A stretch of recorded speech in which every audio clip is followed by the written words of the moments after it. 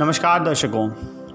मथुरा में कृष्ण जन्मभूमि का दावा याचिका अस्वीकार करते हुए मथुरा सिविल कोर्ट ने कहा कि सुनवाई के लिए स्वीकार करने के पर्याप्त आधार नहीं है।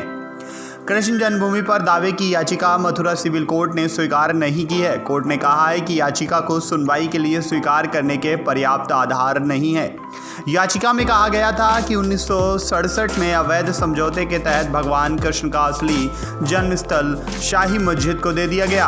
कोर्ट ने कहा कि 1991 के प्लेसेस ऑफ वर्शिप एक्ट के तहत सभी धार्मिक स्थलों की स्थिति 15 अगस्त 1947 वाली रखी जानी है।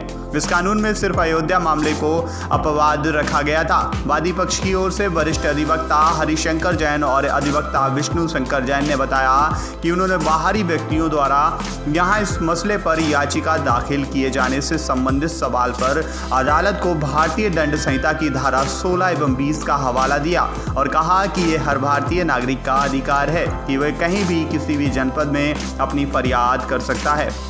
उन्होंने बताया कि याचिका की सुनवाई के लिए अदालत में राम मंदिर से संबंधित मामले में न्यायालय के फैसले के पैरा 116 का हवाला दिया गया और कहा कि मंदिर निर्माण की संकल्पना अमिट और अदालत के अधिकार क्षेत्र से बाहर है।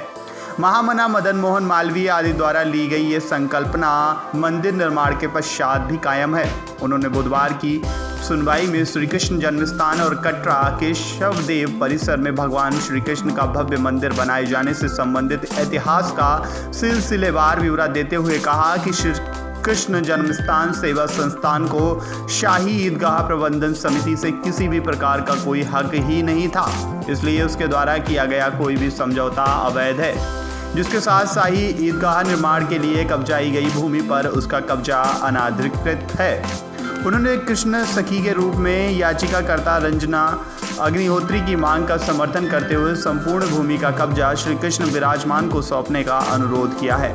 तो दर्शकों, कैसी लगी आपको हमारी ये जानकारी? आप अपने मित्रों के साथ शेयर कीजिए और हमारे चैनल को लाइक एंड सब्सक्राइब कीजिए और देखते रहिए हमारा चैनल नेक्स्ट नाइन स्पिरिचुअल से रजत की रिपोर्ट।